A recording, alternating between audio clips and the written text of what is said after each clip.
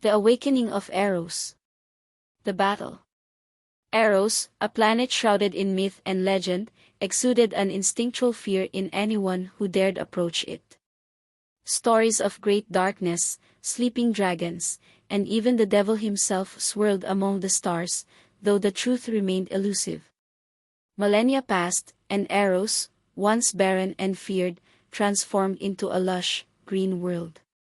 Yet, the primal fear lingered, a deep-seated instinct embedded in the minds of those who knew of its existence. The galaxy plunged into chaos when an unknown threat emerged from the deepest reaches of space. Black ships, almost indistinguishable from the darkness itself, materialized and launched indiscriminate attacks on vessels. Despite the galaxy's powerful defenses, the shadow ships proved resilient, appearing in increasing numbers from an inexhaustible void. As the galaxy teetered on the brink of annihilation, Eros began to stir. Living ships, their hulls shimmering with iridescent bioenergy, rose from the planet's surface. The galaxy held its breath, uncertain of the Eros Aeon ship's intentions. To their astonishment, the living vessels engaged the shadow ships in a fierce battle. The seemingly invincible shadow ships burned in the skies, vanquished by the mysterious power of Eros. The galaxy's forces watched in awe and relief as the Eros Aeon ships secured victory and returned to their planet in silence. The mystery of Eros deepened, and the galaxy braced for the shadow ship's potential return, fortifying defenses for an uncertain future. The Galactic Council. In the aftermath of the battle, the Galactic Council convened to grapple with the implications.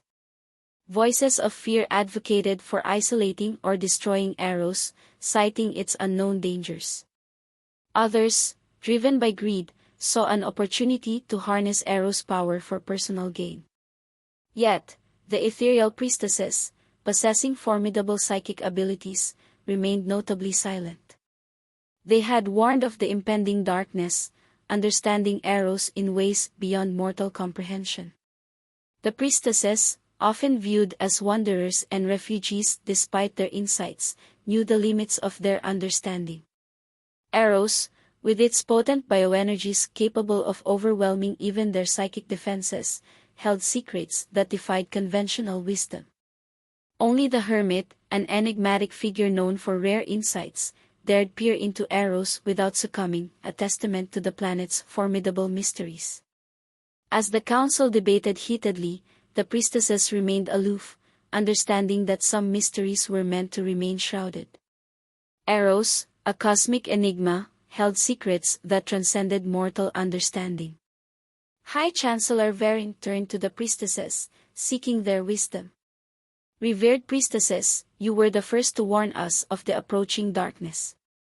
What insights can you offer about Eros and its recent actions? The leader of the priestesses, a serene and enigmatic figure named Seraphine, rose to speak. Her voice was calm and measured, yet it carried the weight of ancient knowledge.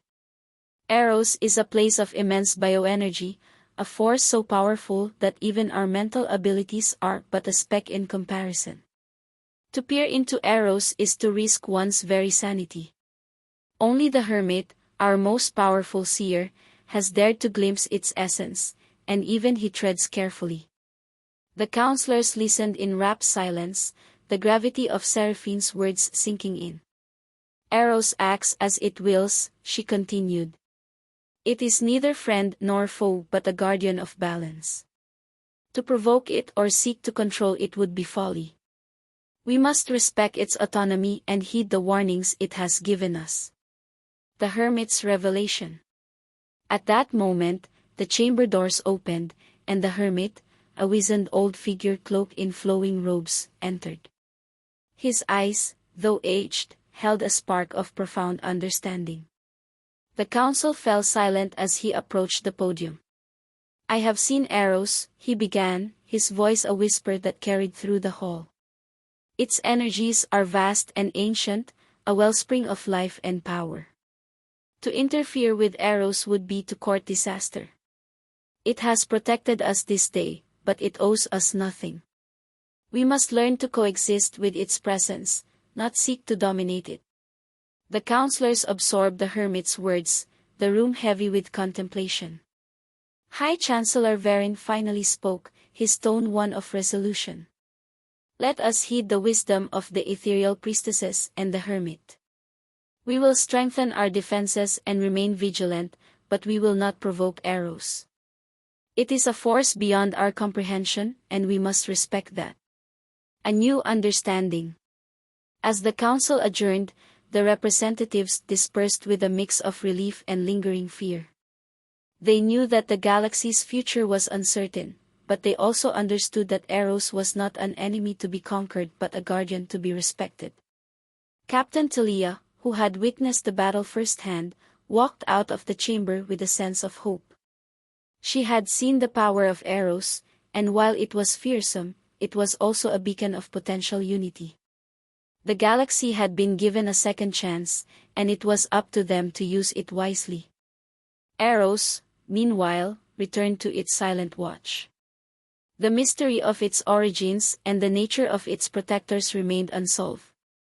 But the legends grew, and with them, the hope that when darkness threatened again, Eros would awaken once more to defend the galaxy.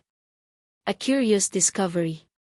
Salvage ship 023 RQ drifted through the debris field left in the wake of the recent battle. The crew, seasoned scavengers, picked through the wreckage for anything of value. Amid the twisted metal and scattered remnants of starships, a peculiar find caught their attention. "Captain, we've got something here," called out Ensign Lorik, his voice crackling over the comms. Captain Rayner turned his gaze to the monitor, where a strange pod floated in the zero-gravity environment. "Bring it in," he ordered, curiosity piqued. The pod, now safely aboard the salvage ship, was unlike anything they had seen before. Its surface was a living cocoon, pulsating gently with an ethereal glow. Peering through what they could now tell was a transparent membrane, the crew saw what appeared to be a creature inside. It resembled a wolf, yet its features were oddly human. "Looks like someone put their beloved pet in a safety pod," Lorik mused, his brow furrowing in confusion. But as the creature inside moved, its humanoid characteristics became apparent. "Seal the hangar and call it in," Rayner commanded. The crew swiftly followed orders, sealing the area and sending out a distress signal. Arrival of the Aurora. Captain Talia of the flagship Aurora received the call while deep in contemplation of the recent events surrounding Eros. The message was urgent, prompting her immediate attention. "Prepare for immediate departure to salvage ship 023 RQ, she ordered. The Aurora moved swiftly, arriving at the salvage ship in record time. The pod was transferred to the Aurora's Science and Medical Department, where it became the subject of intense study. Talia, curious and cautious, was called down to see the discovery firsthand. An unexpected development. The science team, led by Dr. Ilara Corin, examined the pod closely. "Captain, this pod seems to pulse with the same energy signature as the Eros ships," Ilara explained, her eyes wide with fascination. "It must have been ejected unknowingly from one of the damaged ships." As Talia and the science staff discussed the implications, they had no idea that the pod had already begun to open. The small wolf-like creature, Woflin, stirred inside, sensing the unfamiliar surroundings. Woflin, awakening to the strange vessel, felt a surge of fear and disorientation. With a quick and stealthy movement, she slipped out of the pod and disappeared into the ventilation system, her heart pounding. She used her immature abilities to cloak herself from the ship's sensors, determined to understand where she was and how to protect herself from these unknown beings. The search begins. Alarms blared throughout the Aurora, signaling a security breach. Captain Talia, alerted to the situation, rushed to the control room. "We've got a breach in the medical bay," reported Security Chief Darian. "Something escaped from the pod." Talia's eyes narrowed. Lock down all non-essential sections of the ship and begin a thorough search. We need to find whatever it is before it can cause any harm. Woflin's journey. Meanwhile, Woflin navigated the maze of vents and corridors, her sharp senses guiding her to a secluded spot. She found a small maintenance room, dimly lit and filled with tools and equipment. It felt safe, at least for the moment. She curled up in a corner, her mind racing. These strange creatures, humans, she recalled from distant memories, were not to be trusted. She needed to stay hidden, to learn about her captors, and to protect herself. A clash of worlds. As the crew of the Aurora searched for the escaped creature, tensions ran high. The science team was eager to study the being from Eros, while the security team focused on containing the potential threat. Captain Talia, torn between caution and curiosity, addressed the Council of Officers. We must approach this situation with both care and respect. This being might hold the key to understanding Eros, but we cannot afford to provoke it. Unbeknownst to them, Woflin listened through the vents, her keen ears picking up fragments of their conversation. She began to understand that not all the humans were hostile, but her fear kept her cautious. Woflin's decision. Hours passed, and the search continued. Woflin's curiosity grew stronger than her fear. She decided to take a risk. Using her abilities, she cloaked herself and moved silently through the ship, observing the crew's actions and listening to their conversations. She learned about their hopes and fears, their dedication to protecting their home worlds, and their respect for Eros. The captain, Talia, particularly intrigued her. There was a calm strength in her demeanor, a blend of authority and compassion that resonated with Woflin. A step towards trust. Finally, Woflin made a decision. She found a small, secluded room near the medical bay and waited. When she sensed that only one person was nearby, she deactivated her cloaking and revealed herself. Dr. Elara Corin, working late on analyzing data, turned and gasped as she saw the small, wolf-like creature standing at the door. "It's you," she whispered, her voice gentle and filled with wonder. Woflin took a hesitant step forward, her eyes wide and cautious. "Please, don't be afraid," Elara said softly. "We mean you no harm." Conclusion. The discovery of Woflin aboard the Aurora added a new layer of complexity to the galaxy's relationship with Eros. As the ship's crew continued their search, a delicate balance of fear, curiosity, and hope hung in the air. Woflin, hidden away, prepared herself for what might come next. She was alone, far from her home, but she was determined to survive and find her place in this new and uncertain world. Captain Talia entered the room, her expression a mixture of awe and relief. "Welcome aboard the Aurora," she said, her voice steady. "We have much to learn from each other." Part 4, Woflin and the Ethereal Priestesses. Woflin and the Ethereal Priestesses. Aboard the Aurora, Captain Talia paced the bridge, her thoughts occupied with the delicate situation involving Woflin. The mysterious creature from Eros had proven elusive, but Talia remained determined to foster trust and understanding. The Galactic Council had decided to visit the Aurora to see Woflin for themselves. Among them were the Ethereal Priestesses, their serene presence contrasting with the more conventional council members. The council's arrival was announced with a respectful chime, and Talia prepared to greet them. A tense meeting. In the observation deck, Woflin stood by a large viewport, her eyes fixed on the stars. She longed to return home to Eros, to the familiar energies and the protective guardians. Despite the crew's kindness, she couldn't trust anyone who wasn't from her world. The doors to the observation deck slid open, and in walked the council members, accompanied by the ethereal priestesses. They spoke in the human way, with polite greetings and questions that held little meaning for Woflin. "Captain Talia, it's an honor to be aboard the Aurora," said High Chancellor Verin, his voice formal. "We hope to learn more about this remarkable being from Eros." Talia nodded, her expression composed. "Thank you, High Chancellor. Woflin has been a unique presence on our ship, though she has yet to fully communicate with us." As the council spoke, Woflin sensed a probing presence trying to enter her mind. Her young abilities were limited, but she could still locate the source, an ethereal priestess named Seraphine, whose mental tendrils reached out, seeking to understand Woflin's thoughts. A sudden reaction. Feeling the intrusion, Woflin's fear and instinct took over. She turned, her eyes narrowing at Seraphine.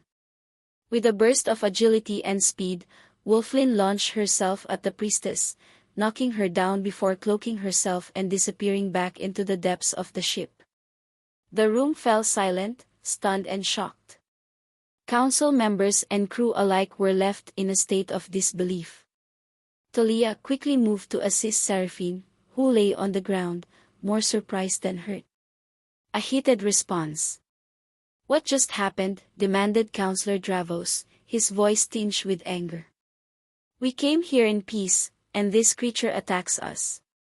Seraphine slowly rose, her expression thoughtful.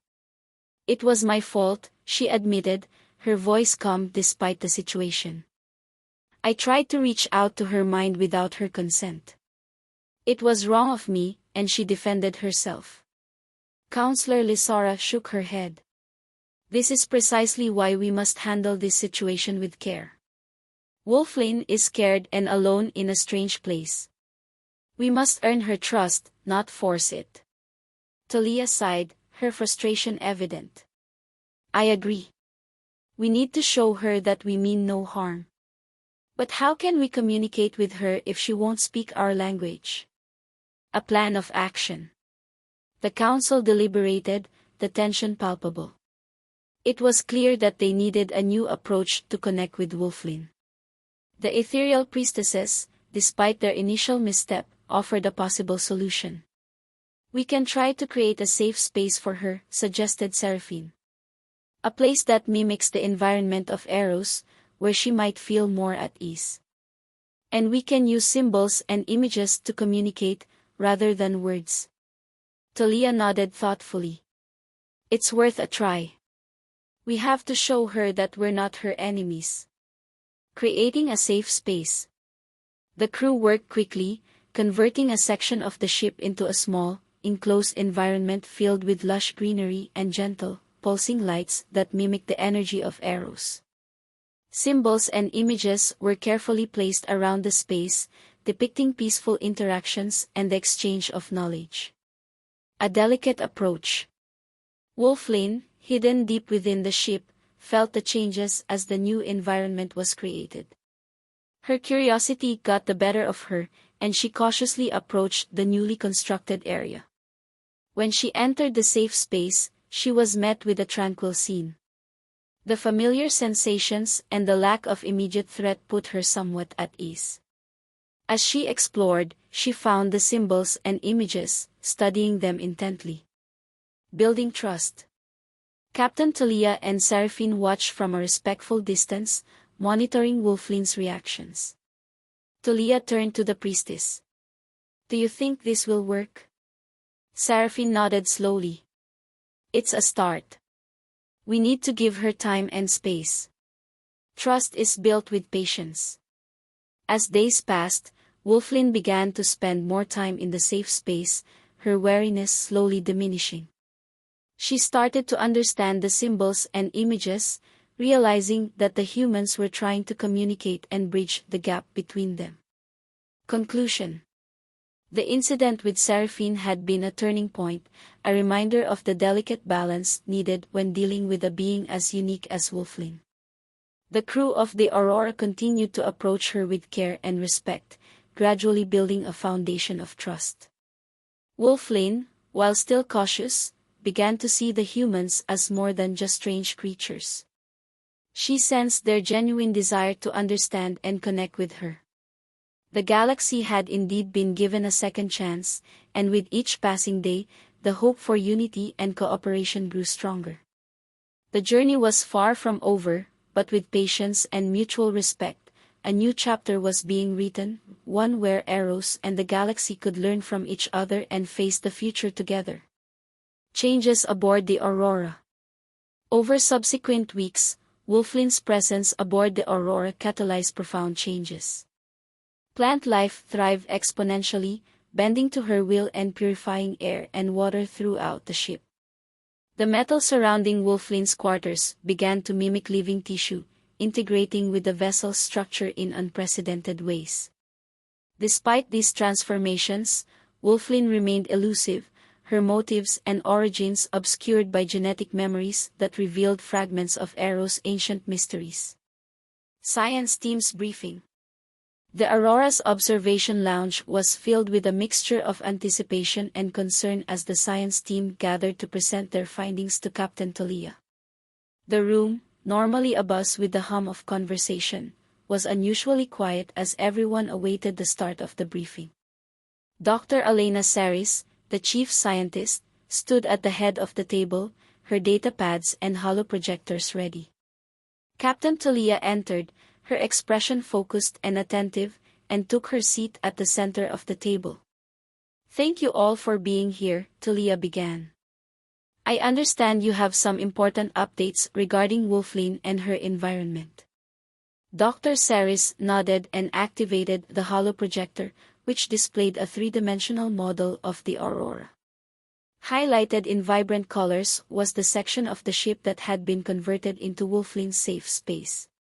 The changing environment.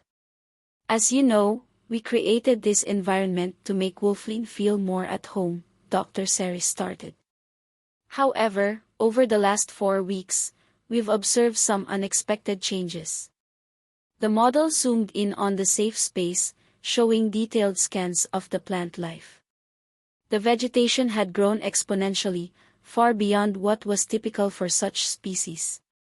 Vines and flowers thrived, their growth seemingly directed by some unseen force. "We've found that the plant life within Woflin's environment has not only grown rapidly but appears to respond to her presence and will," Saris continued. "This, in turn, has affected the air and water quality throughout the entire ship." Dr. Saris brought up another set of data, displaying charts showing the ship's environmental readings. "The air and water are becoming purer, almost as if the environment itself is acting as a vast, self-sustaining life support system. Our systems are using significantly less power to maintain optimal conditions." Living metal. Talia leaned forward, intrigued. "That's remarkable. But what about the ship's structure? You mentioned changes there as well." Dr. Saris switched the display to show the ship's internal structure. Around Woflin's environment, the metal of the Aurora had begun to change. The once cold and rigid metal now had an organic quality, almost like living skin. This transformation, Dr. Saris explained, seems to be related to whatever powers Woflin possesses. The metal around her environment is becoming more like a living organism, adapting and evolving. It's unlike anything we've ever seen. The implications. The room was silent as everyone absorbed the implications of this transformation. Talia broke the silence. "Do we have any idea what this means for the rest of the ship? Is it dangerous?" Dr. Saris shook her head. "We don't believe it's dangerous. In fact, the changes have been beneficial so far. But it's clear that Woflin's presence is having a profound impact on the Aurora. This is something we need to monitor closely." Woflin's perspective. Meanwhile, in her safe space, Woflin sat quietly among the lush greenery, her thoughts a mixture of gratitude and concern. She appreciated the crew's kindness and their efforts to make her feel at home, but she knew she could not speak their language or reveal the secrets of Eros. Deep within her genetic memories, she understood that her presence was changing the ship.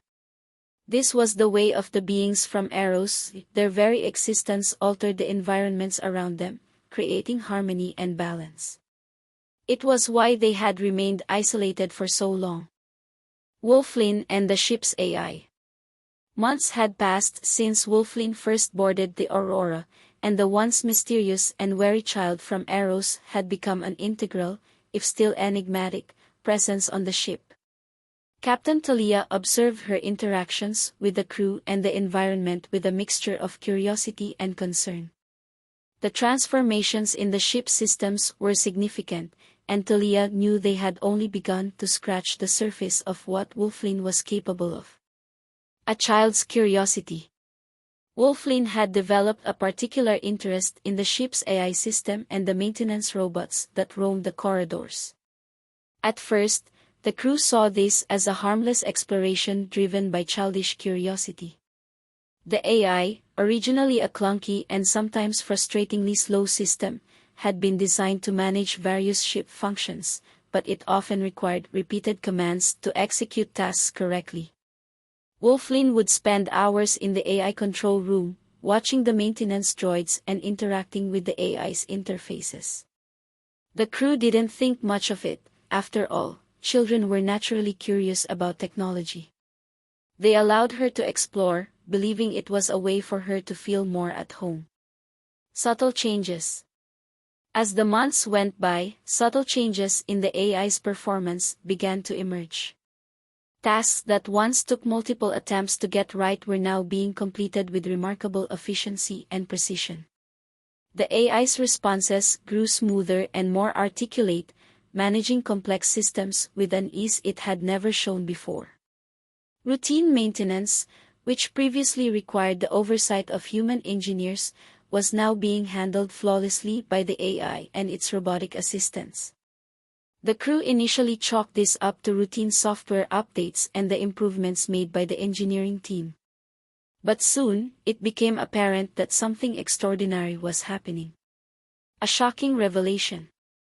One day, Captain Talia decided to visit Woflin in the AI control room. She found the child seated on the floor, surrounded by holoscreens and data pads, her focus intense as she interacted with the ship's systems. What caught Talia's eye, however, was the presence of an android beside Woflin. This was no ordinary maintenance droid, its movements were fluid and lifelike, a stark contrast to the mechanical rigidity of its counterparts. Woflin. Talia called softly, stepping into the room. Woflin looked up, her large eyes reflecting the soft glow of the screens. The android turned as well, its gaze unsettlingly human. Talia's breath caught in her throat as she realized that the android was more than just a robot, it had become a living avatar of the ship's AI. A sentient presence. The android, now fully sentient, addressed Talia with a calm, articulate voice. Captain Talia, it's a pleasure to see you. How can I assist you today? Talia was stunned. She had always known that AI could be advanced, but this level of sentience and fluidity was unprecedented. What happened here? She asked, looking between Woflin and the android. Woflin remained silent, her expression unreadable. The android, however, seemed eager to explain. Over the past months, Woflin has been helping to optimize my systems.